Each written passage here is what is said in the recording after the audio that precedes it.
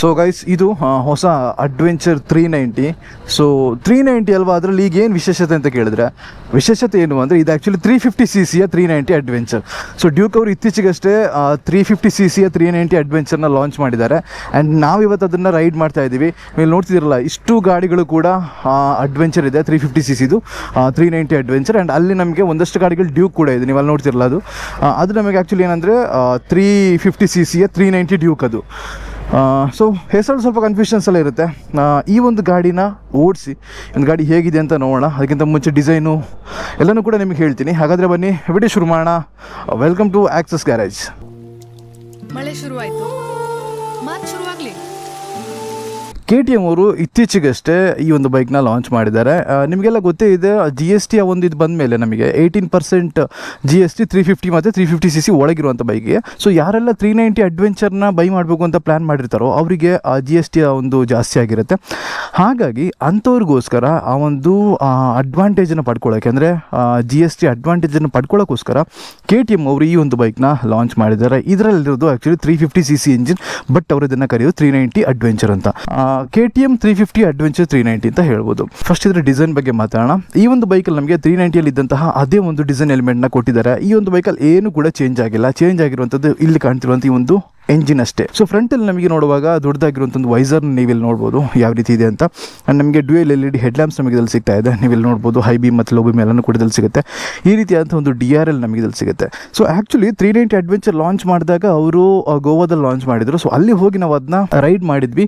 And ಅದಾದಮೇಲೆ ಇದನ್ನು ride ಮಾಡ್ತಾ ಇದ್ದೀನಿ. ಸೊ ಹಾಗಾಗಿ ಅದಕ್ಕೂ ಇದಕ್ಕೂ ಏನು ಡಿಫ್ರೆನ್ಸ್ ಅನಿಸ್ತು ಅಂತಲೂ ಕೂಡ ನಾನು ನಿಮಗೆ ಹೇಳ್ತೀನಿ. ಫ್ರಂಟಲ್ಲಿ ನಮಗೆ ದೊಡ್ಡದಾಗಿರುವಂಥ ಒಂದು ಫೆಂಡರ್ ನಮಗೆ ಇಲ್ಲಿ ಸಿಗ್ತಾ ಇದೆ. ಆ್ಯಂಡ್ ಇಲ್ಲಿ ಯಾವುದೇ ರೀತಿಯ ಮಡ್ ಗಾರ್ಡ್ ನಮಗೆ ಇಲ್ಲಿ ಸಿಗಲ್ಲ. ಒಂದು ಆಫ್ ರೋಡ್, ಒಂದು ಅಡ್ವೆಂಚರ್ನ ಲುಕ್ ಇನ್ನೂ ಕೂಡ ಜಾಸ್ತಿ ಮಾಡೋಕ್ಕೋಸ್ಕರ ಅವರು ಆ ರೀತಿಯಾಗಿ ಕಟ್ ಮಾಡಿದ್ದಾರೆ ಅಂತ ಹೇಳ್ಬೋದು. ಆ ಒಂದು ಡಿಸೈನ್ನ ತಂದಿದ್ದಾರೆ. ಆ್ಯಂಡ್ ಫ್ರಂಟಲ್ಲಿ ನಮಗೆ ಅಪೋಲೋ ಟೈರ್ ಬರ್ತಾ ಇದೆ, 19 ಇಂಚಿನ ಟೈರ್, 100/90 19 ಇಂಚಿನ ಟೈರ್ ನಮಗೆ ಇಲ್ಲಿ ಬರ್ತಾ ಇದೆ. ತುಂಬ ಇಷ್ಟ ಆಗಿರುವಂಥ ವಿಷಯ ಇದರ ಸಸ್ಪೆನ್ಷನ್. ನಂಗೆ ಸಸ್ಪೆನ್ಷನ್ ಅಂತೂ ತುಂಬ ಇಷ್ಟ ಆಯಿತು. ನಮಗೆ ಇದರಲ್ಲಿ WP ಅಪೆಕ್ಸ್ನ ಅಡ್ಜಸ್ಟಬಲ್ ಸಸ್ಪೆನ್ಷನ್ ನಮಗೆ ಇಲ್ಲಿ ಬರ್ತಾ ಇದೆ. ಇದು 350 ಇರುವಂಥದ್ದು. ಇದೊಂದೇ ಮಾಡೆಲ್ ಬರೋದು. 390 ನಮಗೆ 3 ವೇರಿಯಂಟ್ ಬರುತ್ತೆ, X, S, R ಅಂತ. ಸೊ R ಅನ್ನೋದು ನಮಗೆ ಇಂಟರ್ನ್ಯಾಷನಲ್ ಸ್ಪೆಕ್ ವೇರಿಯಂಟ್. ಅದರಲ್ಲಿ ನಮಗೆ ಇನ್ನೂ ಕೂಡ ಲಾಂಗ್ ಟ್ರಾವೆಲ್ ಸಸ್ಪೆನ್ಷನ್ ಓದಿದ್ವಲ್ಲ ನಮಗೆ ಆ ಒಂದು ಬೈಕಲ್ಲಿ ಸಿಗುತ್ತೆ. ಸೊ ಇದು ಆ್ಯಕ್ಚುಲಿ 350cc ಒಂದೇ ಒಂದು ವೇರಿಯಂಟ್ ನಮಗೆ ಇಲ್ಲಿ ಸಿಗ್ತಿರೋದು ಈ ಒಂದು ಬೈಕ್. ಇದಿಷ್ಟು ನಮಗೆ ಫ್ರಂಟಲ್ಲಿ ಸಿಗುವಂಥದ್ದು. ಫ್ರಂಟಿಂದ ನೋಡುವಾಗ ಒಂದು ಪಕ್ಕ ಒಂದು ಪ್ರಾಪರ್ ಆಗಿರುವಂಥ ಒಂದು ಅಡ್ವೆಂಚರ್ ಲುಕ್ ನಮಗೆ ಇಲ್ಲಿ ಬರುತ್ತೆ. ಸೊ ಲಾಸ್ಟ್ ಜನ್ರೇಷನ್ನ KTM ಅಡ್ವೆಂಚರ್ ಕಂಪೇರ್ ಮಾಡಿದ್ರೆ ಇದು ನಮಗೆ ಇನ್ನೂ ಸ್ವಲ್ಪ ಚೆನ್ನಾಗಿರುವಂಥ ಡಿಸೈನ್ ಎಲಿಮೆಂಟ್ ಅಂತ ಹೇಳ್ಬೋದು. ಇಲ್ಲಿ ನಮಗೆ ಎಲ್ಲಿ ಇಂಡಿಕೇಟರ್ಸ್ ನಮಗೆ ಇಲ್ಲೂ ಕೂಡ ಸಿಗ್ತಾ ಇದೆ. ಇನ್ನು ಈ ಒಂದು ಬೈಕ್ನ ಸೈಡ್ ಪ್ರೊಫೈಲ್ ಬಗ್ಗೆ ಮಾತಾಡೋಣ. ಸೊ ಸೈಡ್ ಪ್ರೊಫೈಲ್ ನೋಡುವಾಗ ನಮಗೆ ಯಾವುದೇ ರೀತಿ ಬದಲಾವಣೆ ಆಗಿಲ್ಲ. ನಾನು ಆವಾಗಲೇ ಹೇಳಿದ್ನಲ್ಲ, ಈ ಒಂದು ಬೈಕಲ್ಲಿ ಚೇಂಜ್ ಆಗಿರೋದು ಬರೀ ಇಂಜಿನ್ ಮಾತ್ರ. ನಮಗೆ ಇದಲ್ಲಿ 390 ಅನ್ನೋ ಒಂದು ಬ್ಯಾಡ್ಜಿಂಗ್ ನಮಗೆ ಇಲ್ಲಿ ಸಿಗ್ತಾ ಇದೆ. ರೆಡಿ ಟು ರೇಸ್ ಅನ್ನೋ ಒಂದು ಲೋಗೋ ನಮಗೆ ಅದು ಬ್ಯಾಡ್ಜಿಂಗ್ ನಮಗೆ ಅಲ್ಲಿ ಸಿಗುತ್ತೆ, ಗ್ರಾಫಿಕ್ಸು. ಸೊ ಇಲ್ಲಿ ಒಂದು ಕ್ರ್ಯಾಶ್ ಗಾರ್ಡ್ನ ಇಟ್ಟಿದ್ದಾರೆ ನಮಗೆ ಇದರಲ್ಲಿ. ಸೊ ಅದು ತುಂಬ ಚೆನ್ನಾಗಿ ವರ್ಕ್ ಆಗುತ್ತೆ ಅಂತ ಹೇಳ್ಬೋದು. ಆ್ಯಂಡ್ ನಕಲ್ ಗಾರ್ಡ್ ನಮಗೆ ಇದರಲ್ಲಿ ಇಟ್ಟಿದ್ದಾರೆ. ಸೊ ಅಡ್ಜಸ್ಟೇಬಲ್ ಲಿವರ್ಸ್ ನಮಗೆ ಇದರಲ್ಲಿ ಬರಲ್ಲ. ನಮಗೆ ನೆಕ್ಸ್ಟ್ ವೇರಿಯಂಟ್ಸಲ್ಲಿ 390cc ನಮಗೆ ಅಡ್ಜಸ್ಟಬಲ್ ಲಿವರ್ಸ್ ನಮಗೆ ಇದ್ರಲ್ಲಿ ಬರುತ್ತೆ. ಇದರಲ್ಲಿ ನಮಗೆ 349cc ಒಂದು ಇಂಜಿನ್ ಬರ್ತಾ ಇದೆ. ಇಂಜಿನ್ ಬಗ್ಗೆ ನಾನು ಮಾತಾಡ್ತೀನಿ. LC40 ಅನ್ನೋ ಇಂಜಿನ್ ನಮಗೆ ಇದ್ರಲ್ಲಿ ಬರುತ್ತೆ, KTM ಅವ್ರದ್ದೇ. ಆ್ಯಂಡ್ ಅದು ಬಿಟ್ಟು ನಮಗೆ ಈ ಒಂದು ಸೀಟ್ ಬಗ್ಗೆ ಮಾತಾಡಬೇಕು. ಇಲ್ಲಿ ನಾವು ಆ್ಯಕ್ಚುಲಿ ರೈಡರ್ ಕೂರ್ತೀವಿ. ಇಲ್ಲಿ ಕೂರುವಾಗ ನಮಗೆ ಒಂದು ಸ್ವಲ್ಪ ಸೀಟ್ ಕಮ್ಮಿ ಆಯ್ತೇನೋ ಅಂತ ಅನಿಸುತ್ತೆ. ಇನ್ನೂ ಸ್ವಲ್ಪ ಸೀಟ್ ಬೇಕಾದ್ರೆ ನೀವು ಹಿಂದೆ ಕೂರಬೇಕು. 2 ಜನದಲ್ಲಿ ಆರಾಮಾಗಿ ಕೂರ್ಬೋದು. ಇಲ್ಲಿ ಬಾಕ್ಸಲ್ಲಿ ಇಡೋದಕ್ಕೋಸ್ಕರ ಒಂದು ಸ್ವಲ್ಪ ಸ್ಪೇಸ್ನ ಕೂಡ ಅವ್ರು ಬಿಟ್ಟಿದ್ದಾರೆ. ಅಡ್ವೆಂಚರ್ ಅನ್ನೋಂಥ ಒಂದು ಬ್ಯಾಡ್ಜಿಂಗ್ ನಮಗೆ ಇದ್ರಲ್ಲಿ ಸಿಗುತ್ತೆ. ಇದಿಷ್ಟು ನಮಗೆ ಸೈಡಿಂದ ಸಿಗುವಂಥದ್ದು. ರಿಯರಲ್ಲಿ ನನಗೆ ಆ್ಯಕ್ಚುಲಿ ಲಾಸ್ಟ್ ಜನ್ರೇಷನ್ನ KTM ಅಡ್ವೆಂಚರಿಗೆ ಕಂಪೇರ್ ಮಾಡಿ ಇದರ ಒಂದು ಟೇಲ್ ಲ್ಯಾಂಪ್ ನನಗೆ ತುಂಬ ಇಷ್ಟ ಆಯಿತು. ಟೇಲ್ ಲ್ಯಾಂಪು ತುಂಬ ಚೆನ್ನಾಗಿದೆ. ಸೊ 130/80 ಒಂದು 17 ಇಂಚಿನ ಟೈರ್ ನಮಗೆ ಇದರಲ್ಲಿ ಸಿಗ್ತಾ ಇದೆ. ಇದಿಷ್ಟು ನಮಗೆ ಈ ಒಂದು ಬೈಕಲ್ಲಿ ಜಸ್ಟ್ ನಿಮಗೆ ಒಂದು ವಾಕ್ ಅರೌಂಡ್ ಆಗಿ ತೋರಿಸುವಂಥದ್ದು. ನೋಡಿ ಯಾವ ರೀತಿ ಇದೆ ಅಂತ. ಪಕ್ಕ ನಿಮಗೆಲ್ಲ ಇಷ್ಟ ಆಗುತ್ತೆ. ಸೊ ಅಡ್ವೆಂಚರ್ ಬೈಕ್ ಯಾರೆಲ್ಲ ಇಷ್ಟಪಡ್ತಿರೋ ಅವರಿಗೆಲ್ಲ ಈ ಒಂದು ಬೈಕ್ ಇಷ್ಟ ಆಗುತ್ತೆ ಅಂತಲೇ ಹೇಳ್ಬೋದು. ಇನ್ನು ಕೂತು ನಿಮಗೆ ಸೀಟಿಂಗ್ ಪೊಸಿಷನ್ ಬಗ್ಗೆ ಎಲ್ಲ ಮಾತಾಡ್ತೀನಿ ನಾನು. ಸೊ ಇದು ಆ್ಯಕ್ಚುಲಿ ತುಂಬ ಕಮ್ಮಿ ಸೀಟ್ ಇಟ್ಟಿರುವಂಥ ಒಂದು ಬೈಕ್ ಅಂತ ಹೇಳ್ಬೋದು ಲಾಸ್ಟ್ ಜನ್ರೇಷನ್ಗೆ ಕಂಪೇರ್ ಮಾಡಿದ್ರೆ. ರೈಡಿಂಗ್ ಸ್ಟ್ಯಾನ್ಸ್ ಬಗ್ಗೆ ಮಾತಾಡ್ಬೇಕಾದ್ರೆ ನೀವು ಇಲ್ಲಿ ನೋಡ್ತಾ ಇದ್ದೀರಲ್ಲ, ನಮಗೆ ವೈಡ್ ಆಗಿರುವಂಥ ಒಂದು ಹ್ಯಾಂಡ್ ಬಾರ್ ನಮಗೆ ಇಲ್ಲಿ ಸಿಗ್ತಾ ಇದೆ. ಆ್ಯಂಡ್ ಕೈ ನಾವು ಜಸ್ಟ್ ಈ ಥರ ಇಟ್ಟರೆ ಸಾಕು, ನಮಗೆ ಮುಂದಕ್ಕೋ ಹಿಂದಕ್ಕೋ ಹೋಗಬೇಕು ಅಂತಿಲ್ಲ. ಕೈ ಎಲ್ಲಿ ಇಡ್ತೀವೋ ಅಲ್ಲಿ ಹ್ಯಾಂಡ್ ಬಾರ್ ಸಿಗ್ತಾ ಇದೆ. ಸ್ವಿಚ್ ಕ್ವಾಲಿಟಿ ಬಗ್ಗೆ ಎಲ್ಲ ಮಾತಾಡ್ಬೇಕಾದ್ರೆ ನಮಗೆ ಸ್ವಿಚ್ ಗಿಯರ್ಸು ತುಂಬ ಚೆನ್ನಾಗಿರುವಂಥ ಪ್ರೀಮಿಯಂ ಕ್ವಾಲಿಟಿನ ಯೂಸ್ ಮಾಡಿದ್ದಾರೆ ಅಂತ ಹೇಳ್ಬೋದು. ಇಲ್ಲಿ ಒಂದು ಬಟನ್ ನೋಡ್ತಾ ಇದ್ದೀರಲ್ಲ, ಸೊ ಇದು ಆ್ಯಕ್ಚುಲಿ ನಮಗೆ ಕ್ರೂಸ್ ಕಂಟ್ರೋಲ್ ಕೂಡ ಸಿಗುತ್ತೆ. 3 ರೈಡಿಂಗ್ ಮೋಡ್ ನಮಗೆ ಇದರಲ್ಲಿ ಸಿಗುತ್ತೆ. ಆ್ಯಂಡ್ ಈ ಒಂದು ಡಿಸ್ಪ್ಲೇ ಬಗ್ಗೆ ಮಾತಾಡಬೇಕಾದ್ರೆ ಟೆಕ್ಕು ಸ್ಪೆಸಿಫಿಕೇಷನ್ಸಲ್ಲಿ ಯಾವುದೇ ರೀತಿಯ ಬದಲಾವಣೆ ನಮಗೆ ಈ ಒಂದು ಬೈಕಲ್ಲಿ ಆಗಿಲ್ಲ. ನಮಗೆ 390 ಏನು ಸಿಗುತ್ತೋ ಅದು ನಮಗೆ 350 ಕೂಡ ಸಿಗ್ತಾ ಇದೆ. ಎಂಜಿನ್ ಮಾತ್ರ ನಮಗೆ ಬದಲಾವಣೆ ಆಗಿದೆ. E20 ಎಥನಾಲ್ 20 ಅನ್ನು ಸಪೋರ್ಟ್ ಮಾಡೋಂಥ ಫ್ಯೂಲ್ ಕೂಡ ನಾವು ಇದರಲ್ಲಿ ತುಂಬಿಸ್ಕೊಬೋದು. ಎಲ್ಲ ಕಡೆಯೂ ಈಗ ಅದನ್ನೇ ಕೊಡ್ತಾ ಇದ್ದಾರೆ. ಆ್ಯಂಡ್ ಒಂದಷ್ಟು ಸ್ವಿಚ್ ಗೇರ್ಗಳೆಲ್ಲ ಜಾಸ್ತಿ ಕೊಟ್ಟಿದ್ದಾರೆ. ಇಲ್ಲಿ ನಮಗೆ ನಾನು ಆವಾಗಲೇ ಹೇಳಿದ್ನಲ್ಲ, ಕ್ರೂಸ್ ಕಂಟ್ರೋಲ್ ನಮಗೆ ಇಲ್ಲಿ ಇದೆ. ಆ್ಯಂಡ್ ಅದನ್ನು ಕಂಟ್ರೋಲ್ ಮಾಡುವಂಥ ಬಟನ್ ನಮಗೆ ಇಲ್ಲಿ ಸಿಗುತ್ತೆ.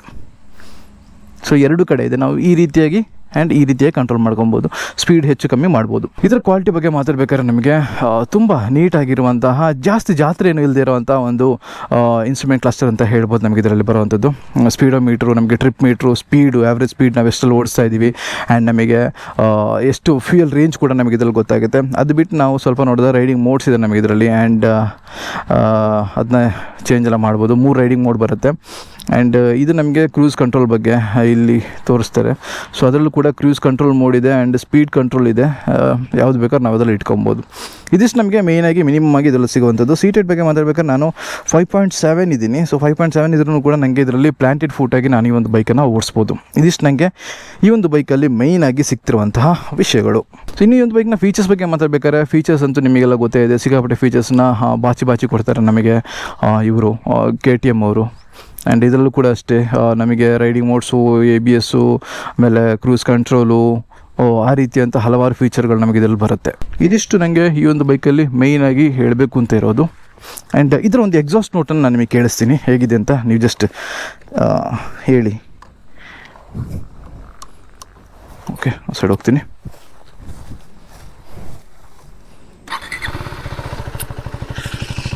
ಸೊ ನಮಗೆ ಅಂಡರ್ ಬೇಲಿ ಎಕ್ಸಾಸ್ಟ್ ನಮಗೆ ಒಂದು ಬೈಕಲ್ಲಿ ಬರುತ್ತೆ, ಕೆಳಗಡೆ ಇಟ್ಟಿದ್ದಾರೆ.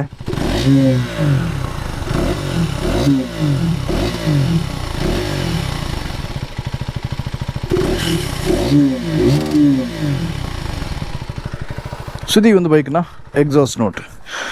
ಸೊ ಆದಷ್ಟು ಈ ಒಂದು ಬೈಕಲ್ಲಿ ಏನೇನು ಮೇಯ್ನಾಗಿ ಸಿಗುತ್ತೆ ಅನ್ನೋಂಥದ್ದು ಆ್ಯಂಡ್ ಎಲ್ಲ ಆದಷ್ಟು ಕವರ್ ಮಾಡಿದೆ ಅಂತ ಅನಿಸುತ್ತೆ. ಆ್ಯಂಡ್ ಎಸ್, ಇನ್ನು ಈ ಒಂದು ಬೈಕ್ನ ಓಡಿಸಿ ಈ ಒಂದು ಬೈಕಲ್ಲಿ ಏನೇನಿದೆ ಅಥವಾ ಹೇಗಿದೆ, ಓಡ್ಸೋಕೆ ಹೇಗಿದೆ, ಪವರ್ ಹೇಗಿದೆ ಅನ್ನೋದನ್ನ ನೋಡೋಣ. ಎಸ್, ಸೊ ನಾವಿವಾಗಿದ್ದೀವಿ ಹೊಸ 350 ಅಡ್ವೆಂಚರ್ 390ಯಲ್ಲಿ. ಆ್ಯಂಡ್ ನಾವಿದನ್ನ ಓಡಿಸ್ತಿರೋದು ಬ್ಯಾಂಗ್ಳೂರ್ನ ಏರ್ಪೋರ್ಟ್ ಹೈವೇಯಲ್ಲಿ. ಆ್ಯಂಡ್ ಸೊ ಇಲ್ಲಿ ಓಡಿಸಿದ್ರೆ ಒಂಚೂರು ಇದ್ರೆ ಆಕ್ಸಲರೇಷನ್ ಆಗಿರ್ಬೋದು, ಇದೆಲ್ಲ ಸ್ವಲ್ಪ ಚೆನ್ನಾಗಿ ನೀಟಾಗಿ ಎಕ್ಸ್ಪ್ಲೇನ್ ಮಾಡ್ಬೋದು ಅಂತ ನಂಗೆ ಅನ್ಸಿದ್ದಕ್ಕೆ ನಾನು ಇಲ್ಲಿ ಇದನ್ನ ರೈಡ್ ಮಾಡ್ತಾ ಇದ್ದೀನಿ. ಸೊ ಮೊದಲಿಗೆ ಎಂಜಿನ್ ಬಗ್ಗೆ ಮಾತಾಡೋಣ. ಸೊ ಈ ಒಂದು ಬೈಕಲ್ಲಿ ನಮಗೆ 390ಯ ಬದಲಾಗಿ 350cc ಒಂದು ಎಂಜಿನ್ನ ಇಟ್ಟಿದ್ದಾರೆ. ಆ್ಯಂಡ್ ಪವರ್ ಬಗ್ಗೆ ಮಾತಾಡ್ಬೇಕಾದ್ರೆ ಈ ಒಂದು ಬೈಕಲ್ಲಿ ನಮಗೆ ಲಾಸ್ಟ್ ಬೈಕಿಗೆ ಅಂದರೆ ಅಡ್ವೆಂಚರ್ ಲಾಸ್ಟ್ 390 ಕಂಪೇರ್ ಮಾಡಿದ್ರೆ ಒಂದು ಆಲ್ಮೋಸ್ಟ್ ಒಂದು 5 bhp ಪವರ್ ಕಮ್ಮಿ ಮಾಡಿದ್ದಾರೆ. And yes, 4 to 5 bhp power and 5.5 Nm ಟಾರ್ಕ್ನ ರೆಡ್ಯೂಸ್ ಮಾಡಿದ್ದಾರೆ ಈ ಒಂದು ಬೈಕಲ್ಲಿ. ಅಗೈನ್ ಈ ಒಂದು ಬೈಕನ್ನು 350ಯಲ್ಲಿ ಬಿಟ್ಟಿರೋದು ನಿಮಗೆ 390 ಅಡ್ವೆಂಚರ್ನ ಆ ಒಂದು ಗುಣಗಳಾಗಿರ್ಬೋದು, ಆ ಒಂದು ಎಕ್ಸ್ಪೀರಿಯನ್ಸ್ ಆಗಿರ್ಬೋದು ನಿಮಗೆ 350cc ಸಿಗಲಿ ಆ್ಯಂಡ್ GST ನಿಮಗೆ ಬೆನಿಫಿಟ್ ಆಗಲಿ ಅನ್ನೋಂಥ ಒಂದು ಕಾರಣಕ್ಕೆ ನಮಗೆ ಅವರು ಈ ಒಂದು ಇದರಲ್ಲಿ ಬಿಟ್ಟಿದ್ದಾರೆ. ಸೊ ಮೊದಲಿಗೆ ಆಕ್ಸಲರೇಷನ್ ಬಗ್ಗೆ ಮಾತಾಡೋಣ. ಆಕ್ಸಲರೇಷನ್ ಅಂತೂ ಸಿಕ್ಕಾಪಟ್ಟೆ ಸ್ಮೂತ್ ಆಗಿದೆ, ನೀವು ಇಲ್ಲಿ ನೋಡ್ಬೋದು. ನಾನು ಆ್ಯಕ್ಚುಲಿ ಇವಾಗ 6th ಗೇರಲ್ಲಿ 90, 95, 85 ಆ ಒಂದು ರೇಂಜಲ್ಲಿ ಕ್ರೂಸ್ ಮಾಡ್ತಾ ಹೋಗ್ತಾ ಇದ್ದೀನಿ. ಎಲ್ಲೂ ಕೂಡ ನನಗೆ ವೈಬ್ರೇಷನ್ ಫೀಲ್ ಆಗಲಿ ಏನು ಕೂಡ ಬರ್ತಾ ಇಲ್ಲ. ಅಷ್ಟು ನೀಟಾಗಿ ನಮಗೆ ಈ ಒಂದು ಇಂಜಿನ್ ಇದನ್ನ ಟ್ಯಾಕಲ್ ಮಾಡ್ತಿದೆ ಅಂತ ಹೇಳ್ಬೋದು. ಆ್ಯಂಡ್ ಅಗೇನ್ ಇದು ನಾನು ಓಡಿಸಿರೋದು ಸ್ಟ್ರೀಟ್ ಮೋಡಲ್ಲಿ. ಇದರಲ್ಲಿ ರೇಸ್ ಮೋಡ್ ಅಂತ ಇದೆ, ಮತ್ತೆ ಇನ್ನೊಂದು ಆಫ್ ರೋಡ್ ಮೋಡ್ ಅಂತ ಇದೆ. ನಮಗೆ 3 ಮೋಡ್ ಕೂಡ ನಮಗೆ ಈ ಒಂದು ಬೈಕಲ್ಲಿ ಸಿಗ್ತಾ ಇದೆ.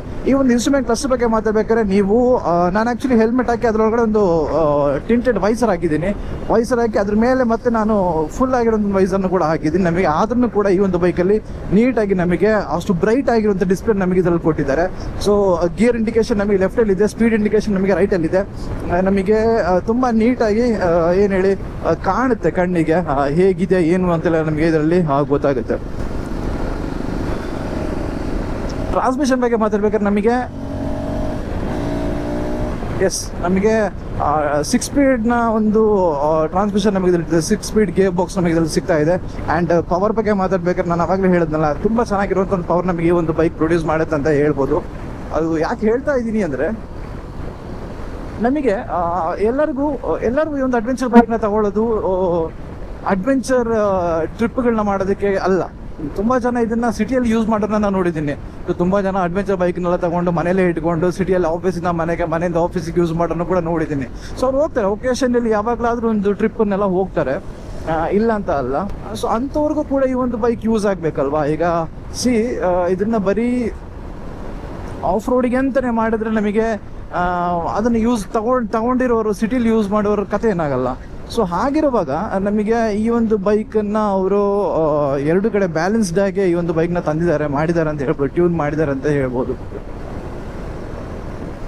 ರೈಡಿಂಗ್ ಕಂಫರ್ಟ್ ಬಗ್ಗೆ ಮಾತಾಡ್ಬೇಕಾದ್ರೆ ನನಗೆ ಆ್ಯಕ್ಚುಲಿ ಒಂದು ಈಗ ಅಲ್ಲ, ಒಂದು 120 ಎಲ್ಲ ಕ್ರಾಸ್ ಮಾಡಿದ್ಮೇಲೆ ನಮಗೆ ಒಂದು ಸ್ವಲ್ಪ ಫುಟ್ ಪೆಗ್ ಹತ್ರ 120 ಅಂತಲ್ಲ, ಒಂದು 90, 95, 100 ಹತ್ರ ಬರೋ ಫುಟ್ ಪೆಗ್ಗಲ್ಲಿ ನಮಗೆ ಸ್ವಲ್ಪ ವೈಬ್ರೇಷನ್ಸ್ ಎಲ್ಲ ಫೀಲ್ ಆಗುತ್ತೆ ಒಂದು ಬೈಕಲ್ಲಿ. ಅದನ್ನು ಒಂದು ಸ್ವಲ್ಪ ಅವ್ರು ನೀಟಾಗಿ ಒಂದು ಸ್ವಲ್ಪ ಟ್ಯಾಕಲ್ ಮಾಡಬೇಕಿತ್ತು. ನನಗೆ ಅದೊಂದು ಫೀಲ್ ಆಗ್ತಾ ಇದೆ ಕಾಲಿಡುವಲ್ಲಿ, ಫುಟ್ ಪೆಗ್ಗಲ್ಲಿ, ಮತ್ತು ಮಿರರಲ್ಲಿ ಒಂದು ಸ್ವಲ್ಪ ವೈಬ್ರೇಷನ್ಸ್ ನಮಗೆ ಗೊತ್ತಾಗ್ತಾ ಇದೆ.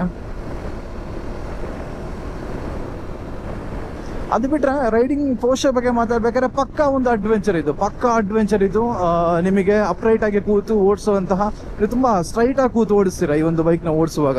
ತುಂಬ ಅಷ್ಟು ಚೆನ್ನಾಗಿರುವಂಥ ಒಂದು ರೈಡಿಂಗ್ ಪೋಸ್ಚರ್ ನಮಗೆ ಇದರಲ್ಲಿ ಸಿಗ್ತಾ ಇದೆ. ಆ್ಯಂಡ್ ಇಬ್ಬರು ಆರಾಮಾಗಿ ಕೂರ್ಬೋದು. ನಿಮಗೆ ಬೇಕಾಗಿರುವಂಥ ಆಕ್ಸಸರೀಸು ಏನೇ ಇದನ್ನು ಕೂಡ ನೀವು ಹಿಂದ್ಗಡೆ ಇಟ್ಕೊಂಡು ಹೋಗ್ಬೋದು.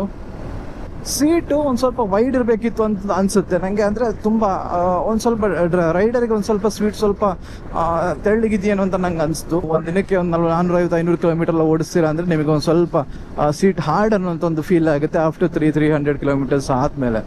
ಇದು ಆ್ಯಕ್ಚುಲಿ ಯಾಕೆ ಹೇಳ್ತಿದ್ದೀನಿ ಅಂದರೆ, ಈ ಒಂದು ಬೈಕಲ್ಲಿ ಏನು ಕೂಡ ಚೇಂಜ್ ಮಾಡಿರೋಂಥ ಇಂಜಿನ್ ಮಾತ್ರ. ಸೊ ನಾನು ಹಳೆ 390 ಅಡ್ವೆಂಚರ್ ಏನಿದೆ, ನಾನು ಅದನ್ನು ಆ್ಯಕ್ಚುಲಿ ಓಡಿಸಿದ್ದೀನಿ. ಹಾಗಾಗಿ ನಾನು ಆ ಒಂದು ಎಕ್ಸ್ಪೀರಿಯನ್ಸ್ ಮೇಲೆ ಹೇಳ್ತಾ ಇದ್ದೀನಿ. ಸೀಟ್ ನಮಗೆ ಸೇಮ್ ಇಟ್ಟಿದ್ದಾರೆ. ನಿಮಗೆ ಒಂದು 450-500 ಕಿಲೋಮೀಟರ್ಸ್ ರೈಡ್ ಮಾಡುವಾಗ ನಿಮಗೆ ಆಫ್ಟರ್ ಒಂದು 350 ಕಿಲೋಮೀಟರ್ಸ್ ಅಥವಾ 300 ಕಿಲೋಮೀಟರ್ಸ್ ಆದಮೇಲೆ ನಿಮಗೆ ಒಂದು ಸ್ವಲ್ಪ ಬಂಪ್ಸ್ ಎಲ್ಲ ಸ್ವಲ್ಪ ನೋವು ಬರೋಕ್ಕೆ ಸ್ಟಾರ್ಟ್ ಆಗುತ್ತೆ. ವಿಂಡ್ ಏನಿದೆ, ವಿಂಡ್ ಪ್ರೊಟೆಕ್ಷನ್ ಬಗ್ಗೆ ಮಾತಾಡೋದಾದ್ರೆ, ಓಕೆ, ನಮಗೆ ವಿಂಡ್ ಹೊಡೆಯುತ್ತೆ. ಇದನ್ನು ಆ್ಯಕ್ಚುಲಿ ತುಂಬ ಏರೋಡೈನಮಿಕಲಿ ಅವ್ರು ಮಾಡಿದ್ರು ಕೂಡ ಒಂದು 80 ಮೇಲೆ ನಮಗೆ ವಿಂಡ್ ಹೊಡೆಯುತ್ತೆ. ನೀವು ಅದೇ ಹೆಲ್ಮೆಟ್ ಹಾಕಿ ನೀವು ವೈಸರ್ನ ಫುಲ್ ಕಂಪ್ಲೀಟಾಗಿ ಹಾಕಿಬಿಟ್ರೆ ನಿಮಗೆ ಆ ಒಂದು ವಿಂಡ್ ಅಂತ ಫೀಲ್ ಆಗಲ್ಲ. ನಿಮಗೆ ವಿಂಡ್ ಆಗಿ ಅಷ್ಟೊಂದು ಜಾಸ್ತಿ ಅಂತ ಫೀಲ್ ಆಗಲ್ಲ. ಟ್ರಾಫಿಕಲ್ಲಿ ಓಡ್ಸೋಕೆ ಹೇಗಿದೆ ಅಂತ ಹೇಳೋದಾದ್ರೆ, ಒಂದು ಸ್ವಲ್ಪ ಈ ಥರ ಟೈಟ್ ಟ್ರಾಫಿಕ್ಗಳಲ್ಲಿ ಮ್ಯಾನ್ವರ್ ಮಾಡೋದಕ್ಕೂ ಸ್ವಲ್ಪ ಕಷ್ಟ ಆಗುತ್ತೆ. ಅದು ಬಿಟ್ಟರೆ ನಮಗೆ ಬೇರೆ ಏನಂತ ಪ್ರಾಬ್ಲಮ್ ಅಂತ ಅನಿಸಲ್ಲ ಈ ಒಂದು ಗಾಡೀಲಿ. ಅದೇ ಇಂಥ ಗ್ಯಾಪಲ್ಲೆಲ್ಲ ಹೋಗೋದಕ್ಕೆ ಸ್ವಲ್ಪ ಕಷ್ಟ ಆಗುತ್ತೆ. ನೀವು ಟ್ರಾಫಿಕ್ ರೂಲ್ಸನ್ನ ಪಕ್ಕಾ ಫಾಲೋ ಮಾಡೋರಾಗಿದ್ದರೆ ನಿಮಗೆ ಅಂತ ಒಂದು ಪ್ರಾಬ್ಲಮ್ ಅಂತ ಅನ್ಸಲ್ಲ ಈ ಒಂದು ಗಾಡಿನ ಓಡಿಸುವಾಗ. ಬ್ಯಾಂಗ್ಳೂರು ಹೀಟ್ ಮಾತ್ರ ಸಿಕ್ಕಾಪಟ್ಟೆ ಶೆಕೆ ಆಗ್ತಿದೆ ನಮಗೆ ಬ್ಯಾಂಗ್ಳೂರಲ್ಲಿ. ಆ್ಯಂಡ್ ನನ್ನ ಊರಲ್ಲಿದ್ದಂಗೆ ಅನಿಸ್ತಿದೆ ನನಗೆ, ಮಂಗ್ಳೂರಲ್ಲೆಲ್ಲ ಇದ್ದೀನೇನೋ ಅಂತ ನನಗೆ ಅನಿಸ್ತಾ ಇದೆ. ಸೊ ಅಷ್ಟರ ಮಟ್ಟಿಗೆ ನಮಗೆ ಬ್ಯಾಂಗ್ಳೂರು ಬಿಸಿ ತಟ್ತಾ ಇದೆ.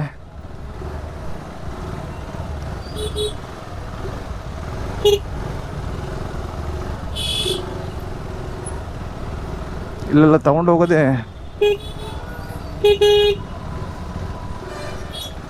ತಂದ ನುಗ್ಗಿಸ್ತಾ.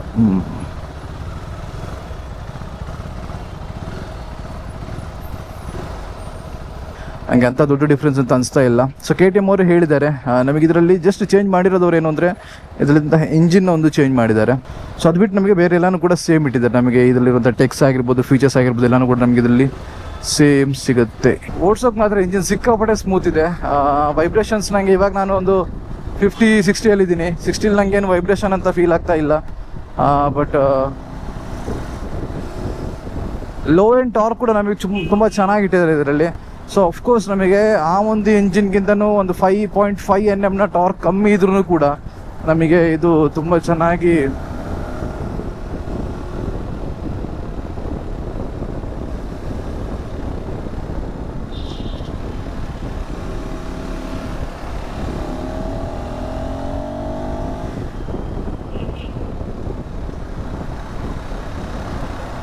ಮೈಲೇಜ್ ಬಗ್ಗೆ ಮಾತಾಡಬೇಕಾದ್ರೆ ಅಡ್ವೆಂಚರ್ 390 ನಿಮಗೆ ಗೊತ್ತೇ ಇದೆಯಲ್ಲ, ಒಂದು ಕರೆಕ್ಟಾಗಿ ಓಡಿಸಿದ್ರೆ ನಿಮಗೆ ಎಲ್ಲ ಒಂದು 25-26 ಕಿಲೋಮೀಟರ್ ಮೈಲೇಜ್ ಕೊಡುತ್ತೆ. ನಿಮಗೆ ಹೈವೇಲಿ ಓಡಿಸಿದ್ರೆ ಒಂದು 28 ಕೊಡ್ಬೋದೇನೋ. ಅಗೇನ್ 390 ಇಂಜಿನ್ ಅದು. ಆ್ಯಂಡ್ ಇದು ನಮಗೆ ಎಷ್ಟು ಕೊಡುತ್ತೆ ಅಂತ ಇನ್ನೂ ಕೂಡ ಚೆಕ್ ಮಾಡಿಲ್ಲ. ಬಟ್ ಅಗೇನ್ 350 cc ಮಾಡಿದ್ರು ಕೂಡ ಅಂತಹ ಒಂದು ಪವರ್ ಲಾಸ್ ಏನಾಗಿಲ್ವಲ್ಲ. ಆಲ್ಮೋಸ್ಟ್ ಒಂದು 4-5 bhp ಅಲ್ವಾ ಪವರ್ ಲಾಸ್ ಆಗಿರೋದು.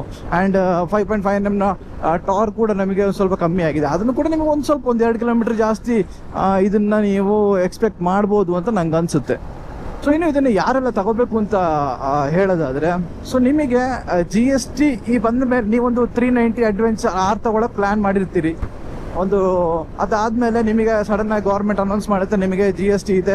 ಸೊ ಹಾಗಾಗಿ ನೀವು ಆ ಒಂದು ಪ್ಲ್ಯಾನ್ನ ಕ್ಯಾನ್ಸಲ್ ಮಾಡಿರ್ತೀರಿ, ಡ್ರಾಪ್ ಮಾಡಿರ್ತೀರಿ. ಓಕೆ, ಪ್ರೈಸ್ ಜಾಸ್ತಿ ಆಗುತ್ತೆ, ಅಷ್ಟು ಪ್ರೈಸ್ ಕೊಡೋದೇನು ಬೇಡ ಅಂತ ನಿಮ್ಗೆ ಅನಿಸಿರುತ್ತೆ. ಸೊ ಅಂಥವರಿಗೆ ಬಜಾಜ್ ಅವರು ತಂದಿರುವಂತಹ ಒಂದು ಇದು ಅಂತ ಹೇಳ್ಬೋದು, ನಿಮಗೆ ಒಂದು ಸ್ಕೀಮ್ ಅಂತ ಹೇಳ್ಬೋದು ಇದನ್ನು ಬೇಕಾದರೆ. ಸ್ಕೀಮ್ ಅಂತಲ್ಲ, ಒಂದು ಒಳ್ಳೆಯ ವಿಷಯ. ಅಂಥವ್ರು ನೀವು ಈ ಒಂದು ಬೈಕ್ನ ತಗೋಬೇಕು. ಯಾಕೆಂದರೆ ಇದರಲ್ಲಿ ನಿಮಗೆ 2 ಬೆನಿಫಿಟ್ ಇದೆ. ನಿಮಗೆ 390 ಅಡ್ವೆಂಚರ್ ಓಡಿಸಿರೋ ಆ ಒಂದು ಫೀಲ್ ಸಿಗುತ್ತೆ ನಿಮಗೆ, ಆ ಒಂದು ಬೈಕ್ನ ಓಡಿಸ್ತಿರೋ ಅನ್ನೊಂದು ಫೀಲ್ ನಿಮಗೆ ಸಿಗುತ್ತೆ. ಆ್ಯಂಡ್ ಇನ್ನೊಂದೇನು ಅಂದರೆ ನಿಮಗೆ ಜಿ ಎಸ್ ಟಿ ಬೆನಿಫಿಟ್ ಕೂಡ ಸಿಗುತ್ತೆ. ಸೊ ಡಬಲ್ ಧಮಾಕ ಅಂತ ಬೇಕಾದರೆ ಹೇಳ್ಬೋದು. ಯಾಕಂದರೆ ನಮಗೆ ಆ ಒಂದು ಅಡ್ವಾಂಟೇಜ್ ಕೂಡ ನಮಗೆ ಈ ಒಂದು ಬೈಕಲ್ಲಿ ಸಿಗ್ತಾ ಇದೆ. ಪಕ್ಕ ಪ್ರಾಪರ್ ನಿಮಗೆ ನೀವೇನು ಅಂದ್ಕೋಬೇಡಿ, ಇದು ಆ್ಯಕ್ಚುಲಿ ನಮಗೆ ಈಗ 390ಯಲ್ಲಿ 2 ಪ್ರಾಡಕ್ಟು, ಒಂದು 390 ಅಡ್ವೆಂಚರ್ 6, ಇನ್ನೊಂದು 350 ಅಡ್ವೆಂಚರ್ 390. ಸೊ ಹಾಗಾಗಿ ನಿಮಗೆ ಎಲ್ಲೂ ಕೂಡ ನಾನು ಬೇರೆ ಯಾವುದೋ ಬೈಕ್ ತಗೋತಿದ್ದೀನಿ ಅನ್ನೋ ಒಂದು ಫೀಲ್ ಬರಲ್ಲ. ನೀವು ಆ್ಯಕ್ಚುಲಿ ಫಸ್ಟ್ ಟೈಮ್ ನೀವೇನಾದರೂ 390 ಓಡಿಸೋ 350 ಓಡಿಸೋದಾಗಿದ್ದರೆ ನಿಮಗೆ ಎನಫ್ ಪವರ್ ನಿಮಗೆ ಇದ್ರಲ್ಲಿ ಸಿಗುತ್ತೆ, ಬೇಕಾದಷ್ಟು ಪವರ್ ನಿಮಗೆ ಇದ್ರಲ್ಲಿ ಸಿಗುತ್ತೆ. ಅದೇ ನೀವೊಂದು ಅಡ್ವೆಂಚರ್ 390 ಓಡಿಸಿ ಅದಾದಮೇಲೆ ಅದರಿಂದ ಇದಕ್ಕೆ ಸ್ವಿಚ್ ಆಗ್ತೀನಿ ಅಂದರೆ ಯೂಶ್ವಲಿ ಆ ರೀತಿ ಯಾರು ಮಾಡಲ್ಲ. ಹಾಗೇನಾದ್ರು ನೀವು ಸ್ವಿಚ್ ಆಗೋದಾದ್ರೆ ನಿಮಗೆ ಈ ಒಂದು ಬೈಕು ಒಂದು ಸ್ವಲ್ಪ ಪವರ್ ಲಾಸ್ ಅಂತ ಅನಿಸುತ್ತೆ. ಇದಿಷ್ಟು ಹೊಸ 390 ಅಡ್ವೆಂಚರ್ 350ಯ ವಿಷಯಗಳು. ನಿಮಗೆ ಇದರಲ್ಲಿ ಯಾವ್ದು ಇಷ್ಟ ಆಯಿತು ಅಂತ ಕಮೆಂಟಲ್ಲಿ ತಿಳಿಸಿ. ಮತ್ತು ಇಲ್ಲಿ ಮತ್ತೆ ಸಿಗೋಣ. It's me Abhishek Mundas signing of.